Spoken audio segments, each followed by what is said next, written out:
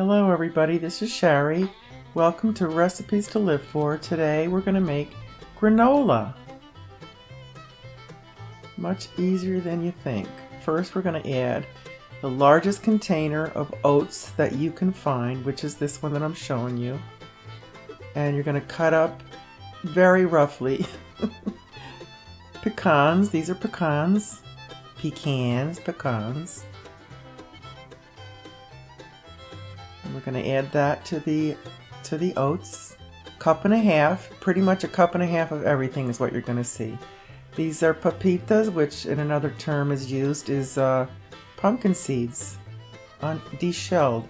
All of this is unsalted. These are all raw. These are walnuts. We're going to add a little salt later on because there's no salt whatsoever in these nuts, but sometimes I'll buy nuts that are salted and therefore do not salt it. So it depends on what you buy.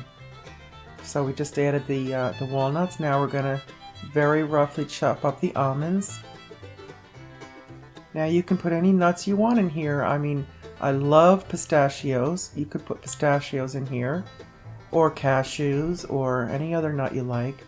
But this is my go-to, these particular ones. They just go so nicely together. Now I have craisins, which are dried cranberries. These are infused with cherry. I like to chop them up. I keep them in the freezer and they're easy to chop up that way. And I use a cup and a half of that as well, just like everything else going in. This is so easy, you guys. It does take time. Now I use the rest of my sesame seeds that I happen to have on hand. I would actually buy another one to use next time because I love sesame seeds. This is 2 teaspoons of salt I'm adding because I have no salted nuts in here. Stirring it all up while it's dry to ensure of a nice blended mix. Now I had some leftover nuts when I cut them, so I'm just adding the rest of them. No point in saving this little bit of each, so I just added them in here. Stir them up.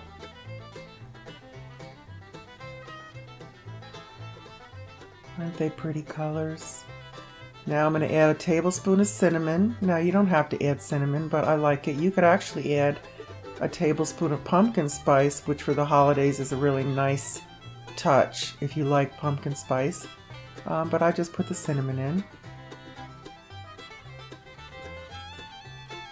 Now we're going to melt 2 sticks of butter, which is, in this case, I have halved each stick, but it totals 2 sticks of butter. Melt that up nicely. And we're going to add 1 can, once this is somewhat melted, of sweetened condensed milk, which you see right here going in. And that is the only sweetness that's going into this. And now there's a lot of granola, so it may look like a lot of sweetness, but it's really not. Keep it on a low heat though. I'm going to add 2 to 3 tablespoons of vanilla because I really want a nice vanilla taste in there. It's kind of hard to taste if you don't put at least 3 tablespoons of vanilla in here. And I add it all together so it's evenly mixed with our granola and our nuts. So once it's all melted, you're going to take it over to your mixture and you're going to slowly pour it in as you're stirring.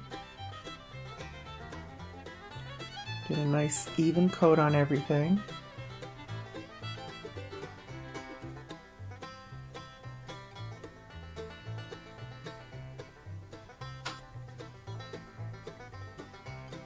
And I use this condensed milk. I experimented with different things because I like to have some chunks in my granola, not all just a loose dry granola, but I like some chunks in there, and this makes it, when you bake it, you know, a little bit sticky slash crunchy, and you'll see what I mean when we take it out of the oven.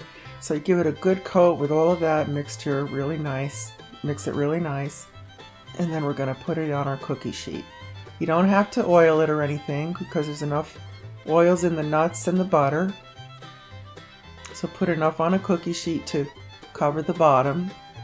You know, not too shallow, but maybe 1/4 of an inch. It makes quite a bit. Really nice for gifts for the holidays. And you pack it down like I'm doing because it helps to get, you know, little chunks here and there when it comes out of the oven. Now I cook this twice. It doesn't show on the video, but I'll explain that to you when I take it out of the oven. It takes about 3 good-sized cookie sheets full, maybe a little more.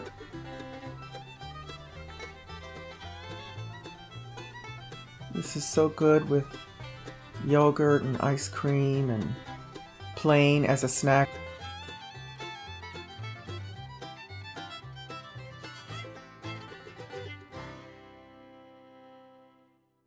About 350 for about 20. See how it's starting to turn brown on the edges? That's when you want to take it out. And it's really mostly on the edges. You see that browning, take it out. Now once it cools, it takes about 10 minutes. You want to turn it over like I'm doing right now. You know, as best as you can, because this is going back in the oven for about 5 to 10 minutes just to cook on the other side a little bit. And it makes it a little more crunchy, a little more evenly cooked. And now it's done. So I'm putting it in a bowl.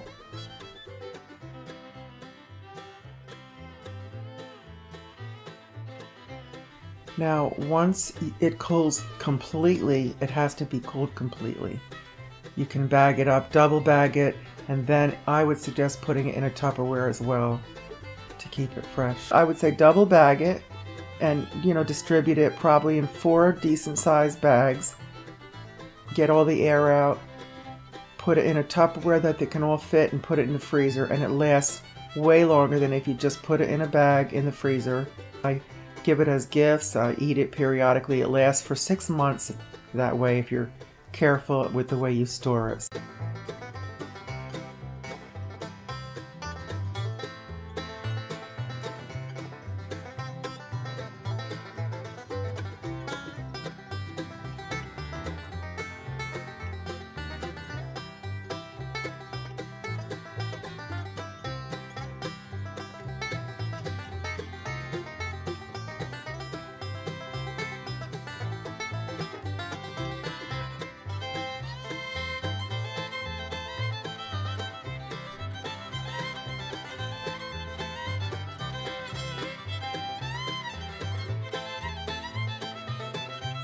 And I would say this is a nice healthy snack, especially for your kids. I hope you like this recipe. Take care till the next time.